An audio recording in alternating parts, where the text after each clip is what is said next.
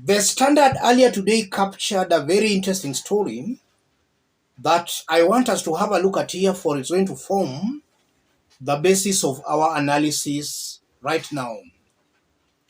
The Standard: facelift for 117-year-old State House, closed for renovation. For the next 2 months, President William Ruto will be shuttling between various state houses and state lodges as the century-old State House in Nairobi undergoes extensive renovations following an assessment by engineers that the expansive colonial-era structure was increasingly becoming unfit for habitation. If you go through that story, for the next 2 months, Ruto will not be using State House Nairobi. He will be using these state lodges across the country. So the State House Nairobi is to be renovated at a tune of billions of Kenyan shillings. I'm not against the renovation of State House. What matters here is the timing of the renovation. Is it a priority now that the government is saying it's broke, it's overtaxing Kenyans, it cannot disburse NHIF money, CDF? Is the timing okay? And what could be the political games being played here? I want us to dig deep into this. If you are watching us but you have not yet subscribed, subscribe, give this video a like. Let's proceed. Let's start with the timing. If it's actually true William Ruto and his government inherited empty coffers, then the timing of the renovation of this State House Nairobi is very wrong. I don't think it's a priority. If at all Ruto and his team have been honest that they inherited empty coffers, timing of this renovation is not okay.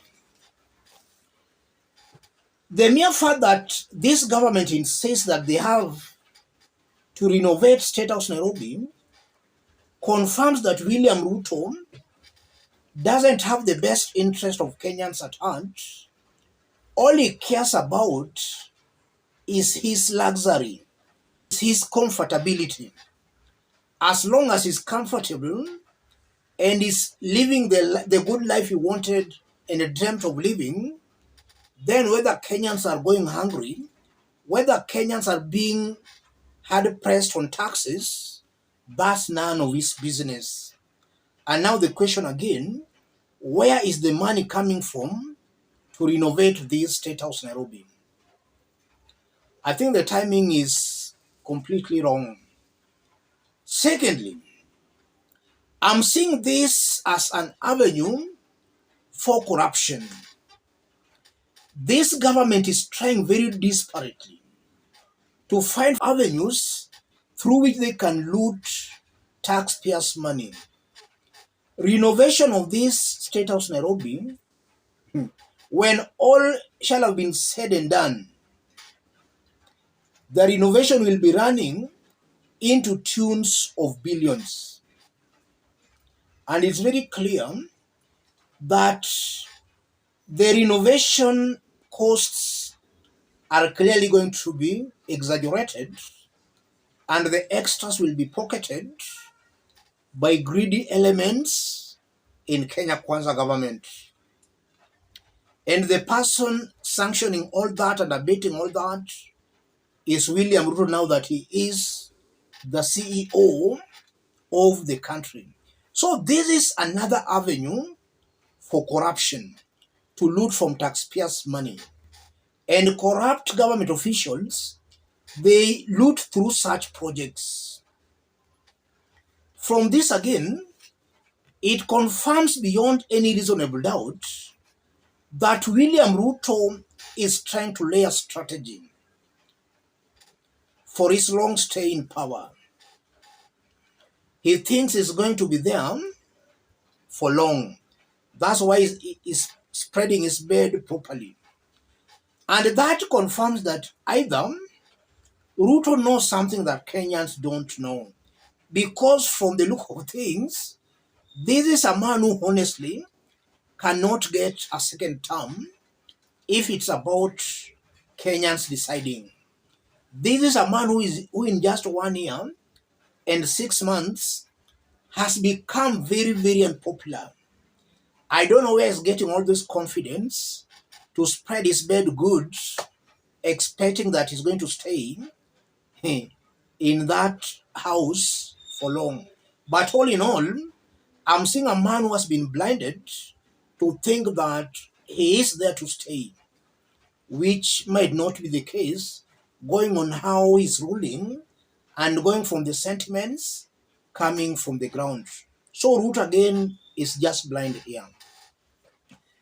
The renovation of this status confirms again that this government has its priorities wrong, and that's a government that will not fulfill on its promises to Kenyans.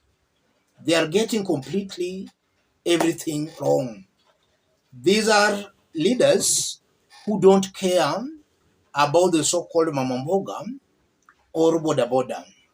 As I conclude, the renovation confirms beyond any reasonable doubt that Kenya is not broke. Kenya has money, but how the money is being used is the problem. Kenya has money, but the money is not being used prudently. So Ruto again here has just exposed to Kenyans and to the entire world that there is a lot of money. So the stalled projects should actually be revived.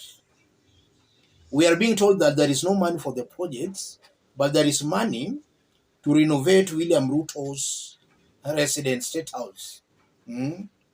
Let him, first of all, revive the stalled projects before he can renovate state house, because it's clear Kenya is not broke. Let me stop it there. If you're watching us but you have not yet subscribed, subscribe, give this video a like. To any other person who may want to support our forum, contact me through that number below. And to those watching us outside Kenya, drop a comment, let us know from which part of the globe you are watching us from. If possible, subscribe, give this video a like. It was probably too good to be true. A visa-free Kenya, one of Africa's most popular destinations. President William Ruto had announced the policy last month, but now he's facing a backlash after people started reading the small print, like our correspondent Bastien Renouille. So visa or no visa, he explains. So visa or no visa, he explains. During a speech months ago, Kenya's president said Kenya has a simple message to the world: welcome home, meaning that Kenya will be a visa-free country for every travelers starting on the 1st of January 2024. It was not a big surprise because Kenya's president had been advocating for a visa-free Africa, at least for Africans, for a long time now. So Kenya is now officially visa-free, but it does not mean that every travelers can just board a plane and travel to Kenya without any documents. They still have to apply for an ETA, an electronic travel authorization, at least 72 hours prior to departure. To do so, they have to fill an online form. They have to give a lot of personal information. They have to provide their travel itinerary. And depending on their country of origin, they might have to provide a bank statement. Before the 1st of January, many travelers from African countries could travel to Kenya without a visa. They now have to apply for an ETA, which is costly. Officially, it's $30, but you have to pay for processing fees and bank fees in addition. So in total, it's around $35.